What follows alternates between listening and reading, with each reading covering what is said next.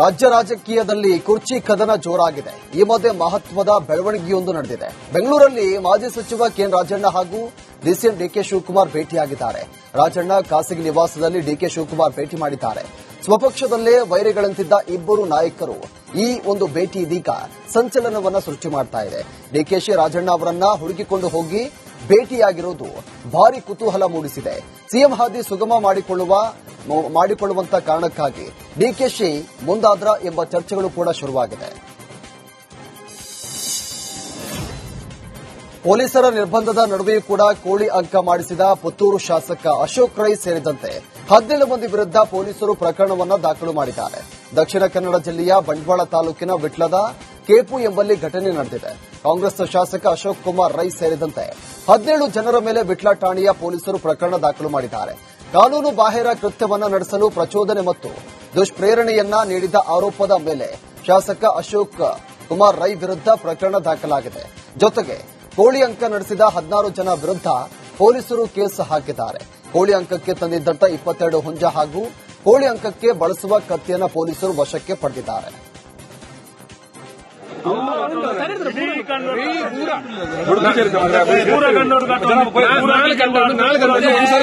ತುಲೆ ಮುಲ್ಪದಾಲ ಜೂಜಿಜ್ಜಿ ಮುಲ್ಪದಾಲ ಬೇತ ವಸ್ತುಗಳ ಇಜ್ಜು ಪೂರ ಬರ್ಪಣೆ ಭಾರಿ ಧಾರ್ಮಿಕ ಒಂದಿಕ್ಕಾದ ಬನ್ಪಣ ನಮ್ಮ ಪೊಲೀಸ್ ತಗ್ಲಿ ಪೂರ ಪಣ್ತಿನ್ರಿ ಈಗಲೂ 5 ಗಂಟೆ ಬಿಟ್ಟು ಕೋರಿ ಕಟ್ಲಿ ಒಂದೆರಡು ಗಂಟೆ ಮುಲ್ಪ ಕುಲೋ ಒಂದೆಪ್ಪೆ ಓಡಿ ಕಳತೆ ಬಾಯಿ ಬರ್ಕೊಂಡು ಬಲಿ ಬೆಟ್ಟು ಮಾಡಿದ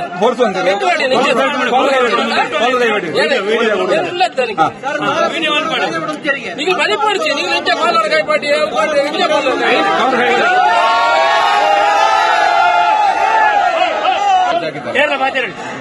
ಕೋಳಿ ಅಂಕ ನೋಡಿ, ಈ ಕೋಳಿ ಅಂಕ ಮಾಡೋದು ಇಲ್ಲಿ ಜೂಜಿಲ್ಲ. ಇಲ್ಲಿ ನಾವು ನಿಮ್ಮ ಪೊಲೀಸ್ ಇಲಾಖೆಗೆ ನಾವೆಲ್ಲ ಹೇಳಿದ್ದೇವೆ. ನಾವು ಒಂದು ಧಾರ್ಮಿಕ ಇದರಲ್ಲಿ 1 ದಿವಸ ಆದ್ರೂ 3 ದಿವಸ ಕೋಳಿ ಅಂಕ ಆಗ್ತಿತ್ತು. 3 ದಿವಸ ಬೇಡ, 1 ದಿವಸ ಮಾಡಲಿಕ್ಕೆ ಅವಕಾಶ ಮಾಡಿಕೊಡಿ. ಇದು ಧಾರ್ಮಿಕದಲ್ಲಿ ಆಗಿ ಇಲ್ಲಿ ಯಾವುದೂ ಜೂಜುಗಳಿಲ್ಲ. ನೀವು sub inspector rowdy sheeter Shivaprakash alias Beklu Shiva ಕೊಲೆ ಪ್ರಕರಣದಲ್ಲಿ ಮಾಜಿ ಸಚಿವ ಬಿಜೆಪಿಯ ಶಾಸಕ ಬೈರತಿ ಬಸವರಾಜ್ಗೆ ಬಂಧನ ಭೀತಿ ಎದುರಾಗಿದೆ. ಶುಕ್ರವಾರ ಹೈಕೋರ್ಟ್ ತನಿಖೆಗೆ ನೀಡಿದ್ದ ತಡೆ ತೆರವು ಮತ್ತು ನಿರೀಕ್ಷಣಾ ಜಾಮೀನು ಅರ್ಜಿ ವಜಾ ಮಾಡಿದೆ. ಇದರ ಬೆನ್ನಲ್ಲೇ Byrathi Basavaraj mobile switch off ಆಗಿದ್ದು ಸಂಪರ್ಕಕ್ಕೆ ಸಿಗ್ತಾ ಇಲ್ಲ. ಬಂಧನ ಭೀತಿ ಹಿನ್ನೆಲೆ ಅಜ್ಞಾತ ಸ್ಥಳಕ್ಕೆ ತೆರಳಿದ್ದಾರಾ ಎಂಬ ಅನುಮಾನಗಳು ಕೂಡ ಹುಟ್ಟಿಕೊಂಡಿದೆ. ಸದ್ಯ ಸಿಐಡಿ ಪೊಲೀಸರು ತಲಾಶೆ ನಡೆಸಿದ್ದಾರೆ. ನಿನ್ನೆ ಜನಪ್ರತಿನಿಧಿಗಳ ಕೋರ್ಟ್ಗೆ ಸಲ್ಲಿಸಿದಂತ ಜಾಮೀನು ಅರ್ಜಿ ವಿಚಾರಣೆ ಕೂಡ ನಾಳೆಗೆ ಮುಂದೂಡಿಕೆಯಾಗಿದೆ. ಭಾರತೀಯ ಮಾಲೆ ತೆಗೆಸಿದ ಪ್ರಕರಣ ಕೊಡಗು ಜಿಲ್ಲೆಯ ಪೊನ್ನಂಪೇಟೆಯ ಸಂತ ಅಂತೋಣಿ ಶಾಲೆಯಲ್ಲೂ ಕೂಡ ಘಟನೆ ನಡೆದಿದೆ. ಡಿಸೆಂಬರ್ 16ರಂದು ಈ ಘಟನೆ ನಡೆದಿತ್ತು. ಈ ಹಿನ್ನೆಲೆ ಶಾಲೆಗೆ ಹಿಂದೂ ಸಂಘಟನೆಗಳು ನಿನ್ನೆ ಮುತ್ತಿಗೆ ಹಾಕಿದ್ವು. ಮುಖ್ಯ ಶಿಕ್ಷಕಿ ಶರ್ವಿನ್ ವಿರುದ್ಧ ಆಕ್ರೋಶ ಹೊರಹಾಕಿದ್ರು. ಬಳಿಕ ಕ್ಷಮೆ ಕೇಳಿ ಮುಂದೆ ಈ ರೀತಿ ಘಟನೆ ಮರುಕಳಿಸಲ್ಲ ಅಂತ ಭರವಸೆ ನೀಡಿದ ಬಳಿಕ ಪರಿಸ್ಥಿತಿ ತಣ್ಣಗಾಗಿದೆ. ಆಪರೇಷನ್ ಮಾಡಿದ್ದಾರೆ ಮಕ್ಕಳಿಗೆ ನಿಮ್ಮ ಮಕ್ಕಳು ಬಂದ್ಬಿಟ್ಟು ನಿಮ್ಮ ಸಿಸ್ಟರ್ ಅಂತ ಕರೀತಾರೆ. ನಿಮ್ ಸ್ವಂತ ಅಕ್ಕ ಆಗ್ಬೇಕಾ ತಮ್ಮ ಆಗ್ಬೇಕು ಆಗೋದಿಲ್ಲ.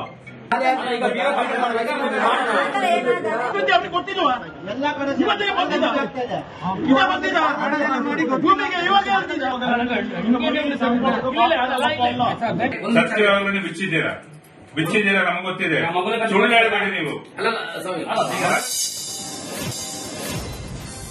ಬೆಂಗಳೂರಲ್ಲಿ ಅಕ್ರಮ ಒತ್ತುವರಿ ವಿರುದ್ಧ ಬಿಡಿಎ ಕಾರ್ಯಾಚರಣೆ ಕೂಡ ಶುರು ಮಾಡಿದ್ದು OMBR ಬಡಾವಣೆಯಲ್ಲಿ ಸುಮಾರು 50 ಕೋಟಿ ಮೌಲ್ಯದ ಆಸ್ತಿಯನ್ನು ವಶಪಡಿಸಿಕೊಂಡಿದೆ. ಬಾಣಸವಾಡಿ ಗ್ರಾಮದ ಸರ್ವೆ ನಂಬರ್ 227/2 ಮತ್ತು 227/4ರಲ್ಲಿ 1 ಎಕರೆ 24 ಗುಂಟೆ ಪ್ರದೇಶದಲ್ಲಿ ಅಕ್ರಮವಾಗಿ ನಿರ್ಮಾಣ ಮಾಡಿದ್ದ ಶೆಡ್ಗಳನ್ನು ತೆರವುಗೊಳಿಸಲಾಗಿದೆ. 50 ಕೋಟಿ ಬೆಲೆ ಬಾಳುವಂತಹ ಪ್ರದೇಶವನ್ನು ವಶಪಡಿಸಿಕೊಳ್ಳಲಾಗಿದೆ. ಮಹಾತ್ಮ ಗಾಂಧೀಜಿ ಹೆಸರಲ್ಲಿ ಯುಪಿಎ ಸರ್ಕಾರ ಗ್ರಾಮೀಣ ಉದ್ಯೋಗ ಖಾತರಿ ಯೋಜನೆಯನ್ನ ಜಾರಿಗೆ ತಂದಿತ್ತು. ನಾಥುರಾಮ್ ಗೂಡ್ಸೆ ಪಕ್ಷದವರು ಗಾಂಧೀಜಿ ಹೆಸರನ್ನ ತೆಗೆಯಲು ಮುಂದಾಗಿದ್ದಾರೆ. ಹೀಗಂತ ಡಿಸಿಎಂ ಡಿಕೆ ಶಿವಕುಮಾರ್ ವಾಗ್ದಾಳಿ ನಡೆಸಿದ್ದಾರೆ. ಗಾಂಧಿ ಭಾರತವನ್ನ ಗೂಡ್ಸೆ ಭಾರತವನ್ನಾಗಿ ಮಾಡಲು ಬಿಡೋದಿಲ್ಲ ಅಂತ ಬಿಜೆಪಿ ವಿರುದ್ಧ ಡಿಕೆ ಶಿವಕುಮಾರ್ ಗುಡುಗಿದ್ದಾರೆ. ಬಿಜೆಪಿಗೆ ತಾಕತ್ತಿದ್ರೆ ನೋಟಿನಲ್ಲಿರುವಂತಹ ಗಾಂಧಿ ಚಿತ್ರವನ್ನ ತೆಗೆಯಲಿ ಅಂತ ಸವಾಲು ಹಾಕಿದ್ದಾರೆ. ನೋಡಪ್ಪ, ಗಾಂಧೀಜಿ ನೋಟ್ನ ಬೇಕಾದ್ರೆ ತೆಗೆದಾಕ್ಬಿಡ್ಲಿ ಅವರು. ನಮ್ಗೆ ಗಾಂಧಿ ಬೇಕು, ದೇಶಕ್ಕೆ ಗಾಂಧಿ ಬೇಕು. ಈ ಗಾಂಧಿ ಹೆಸರನ್ನ ನಾವು ಇಟ್ಟಿರೋದನ್ನ ತೆಗೆದಿದ್ದೀವಿ ಅಂತಂದ್ರೆ ಇದಕ್ಕಿನ್ನ ಅವಮಾನಕರವಾದಂತ ತೀರ್ಮಾನ ಯಾವ ಸರ್ಕಾರನೂ ಮಾಡಿರಲಿಲ್ಲ. ಇವತ್ತು ಈ ಕೇಂದ್ರ ಸರ್ಕಾರ ಮಾಡಿದೆ. ಇದಕ್ಕೆ ಫಲ ಈ ದೇಶದ ಜನ ಉತ್ತರ ಕೊಡ್ತಾರೆ. ನೋಡಪ್ಪ, ಗಾಂಧೀಜಿ ನೋಟ್ನ ಬೇಕಾದ್ರೆ ತೆಗೆದಾಕ್ಬಿಡ್ಲಿ ಅವರು. ನಮ್ಗೆ ಗಾಂಧಿ ಬೇಕು, ದೇಶಕ್ಕೆ ಗಾಂಧಿ ಬೇಕು. ಈ ಗಾಂಧಿ ಹೆಸರನ್ನ ನಾವು ಇಟ್ಟಿರೋದನ್ನ ತೆಗೆದಿದ್ದೀವಿ ಅಂತಂದ್ರೆ ಇದಕ್ಕಿನ್ನ ಅವಮಾನಕರವಾದಂತ ತೀರ್ಮಾನ ಯಾವ ಸರ್ಕಾರನೂ ಮಾಡಿರಲಿಲ್ಲ. ಇವತ್ತು ಈ ಕೇಂದ್ರ ಸರ್ಕಾರ ಮಾಡಿದೆ. ಇದಕ್ಕೆ ಫಲ ಈ ದೇಶ. ಸರ್ಕಾರದ ಹಲವು ಹಗರಣ ಬಯಲು ಮಾಡ್ತೇನೆ ಎಂಬ ಮಹೇಶ್ ತೆಂಗಿನಕಾಯಿ ಹೇಳಿಕೆ ಡಿಕೆ ಶಿವಕುಮಾರ್ ಪ್ರತಿಕ್ರಿಯೆ ಕೊಟ್ಟಿದ್ದಾರೆ. ಯಾವ ಹಗರಣ ಬೇಕಾದರೂ ತರಲಿ, ದುಡ್ಡು ಕಲೆಕ್ಷನ್ ಹೇಗೆ ಆಗುತ್ತೆ? ಕೇಂದ್ರ ಸರ್ಕಾರ ದಿನ ನಮಗೆ ದುಡ್ಡು ಕೊಟ್ಬಿಡ್ತಾರಾ? ನೀವು ಬಿಲ್ ಕಟ್ಟಬೇಕು, ಕರೆಕ್ಟ್ ಆಗಿ ಕಟ್ತೀರಾ?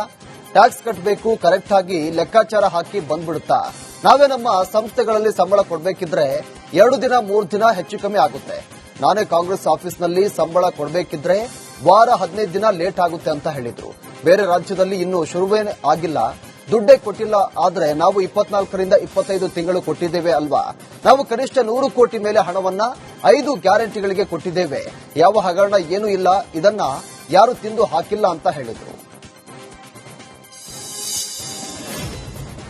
ಉತ್ತರ ಕರ್ನಾಟಕಕ್ಕೆ ಹೆಚ್ಚು ಅನ್ಯಾಯ ಮಾಡಿದ್ದು ಬಿಜೆಪಿ ಎಂಬ ಸಿಎಂ ಸಿದ್ದರಾಮಯ್ಯ ಹೇಳಿಕೆಗೆ ಮಾಜಿ ಸಿಎಂ ಬಸವರಾಜ ಬೊಮ್ಮಾಯಿ ಪ್ರತಿಕ್ರಿಯೆ ಕೊಟ್ಟಿದ್ದಾರೆ. ಹಾವೇರಿಯಲ್ಲಿ ಮಾತನಾಡಿದ ಅವರು, ಸಿದ್ದರಾಮಯ್ಯಗೆ ಬೊಮ್ಮಾಯಿ ತೆರಿಗೆಟನ್ನು ಕೊಟ್ಟಿದ್ದಾರೆ. ಮುಖ್ಯಮಂತ್ರಿಗಳು ಸುಳ್ಳು ಹೇಳೋದ್ರಲ್ಲಿ ಪಿಎಚ್ಡಿ ತೆಗೆದುಕೊಂಡಿದ್ದಾರೆ. ಅತಿ ಹೆಚ್ಚು ಅನ್ಯಾಯ ಮಾಡಿರೋದು ಕಾಂಗ್ರೆಸ್ ಅಂತ ಕಿಡಿಕಾರಿದ್ರು. ಕೃಷ್ಣಾ ಯೋಜನೆ ಮೊದಲನೇ ಹಂತ ಪೂರ್ಣ ಮಾಡೋಕೆ 50 ವರ್ಷ ಕಾಂಗ್ರೆಸ್ ತಗೊಂಡಿದೆ. ಕೃಷ್ಣಾ 2ನೇ ಹಂತದ ಯೋಜನೆ ಕೂಡ ಪೂರ್ಣ ಮಾಡೋಕೆ ಆಗಿಲ್ಲ ಅಂತ ಸಿದ್ದರಾಮಯ್ಯಗೆ ಕೌಂಟರ್ ಕೊಟ್ಟರು. ಯತ್ನಾಳ್ಗಿಂತ ಬಿಜೆಪಿಯವರು ಹೆಚ್ಚು ದ್ವೇಷ ಭಾಷಣ ಮಾಡ್ತಾರೆ ಎಂಬ ಸಚಿವ ರಾಮಲಿಂಗಾರೆಡ್ಡಿ ಹೇಳಿಕೆಗೆ ಶಾಸಕ ಬಸನಗೌಡ ಪಾಟೀಲ್ ಯತ್ನಾಳ್ ಪ್ರತಿಕ್ರಿಯೆ ಕೊಟ್ಟಿದ್ದಾರೆ. ವಿಜಯಪುರದಲ್ಲಿ ಮಾತನಾಡಿದ ಅವರು, ನನ್ನ ಭಾಷಣ ದ್ವೇಷ ಇಲ್ಲವೆಂದು ಹೇಳಿದ್ದಕ್ಕೆ ರಾಮಲಿಂಗಾರೆಡ್ಡಿಗೆ ಅಭಿನಂದನೆ ಸಲ್ಲಿಸಿವೆ.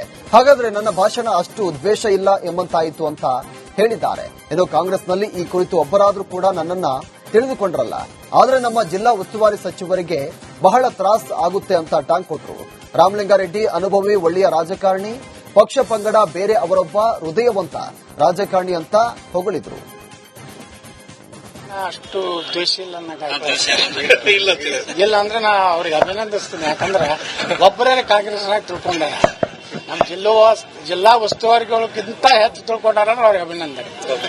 ಪಾಪ ನಮ್ಮ ಜಿಲ್ಲಾ ಉಸ್ತುವಾರಿಗೆ ಬಹಳ ತ್ರಾಸ ಆಗ್ತೈತಿ, ತೊಂದರೆ ಆಗ್ತೈತಿ. ರಾಮಲಿಂಗಾರೆಡ್ಡಿ ಅವರು ಒಬ್ಬ ಅನುಭವಿ, ಒಬ್ಬ ಒಳ್ಳೆ ರಾಜಕಾರಣಿ. ಆ ಪಕ್ಷ ಪಂಗಡ ಬೇರೆ. ಅವ್ರ ಅತ್ಯಂತ ಒಬ್ಬ ಹೃದಯವಂತ ರಾಜಕಾರಣಿ. ಡೀಸೆಂಟ್ ಆಗಿ ಅವರು ಅಲ್ಲಿ ನಾವು ನೋಡ್ತೀನಿ ವಿಧಾನಸಭೆಯಲ್ಲಿ ಸಾಕಷ್ಟು ಸಲ ನಮಗವ್ರಿಗೆ ದರ್ಶನ ಆಗ್ತಿರ್ತದೆ.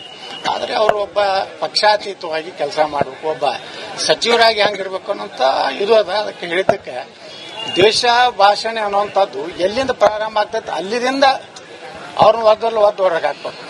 ಒಳಗೆ ಯಾರನ್ನ ಪಾಕಿಸ್ತಾನ ಪರವಾಗಿ ಮಾತಾಡೋಣ ಅವ್ರ ದ್ವೇಷ, ಅಲ್ಲಿ ಅವ್ರ ಪಾಕಿಸ್ತಾನ ಚಲೋ ಅಂದ್ಮ್ಯಾಗ ನಾವು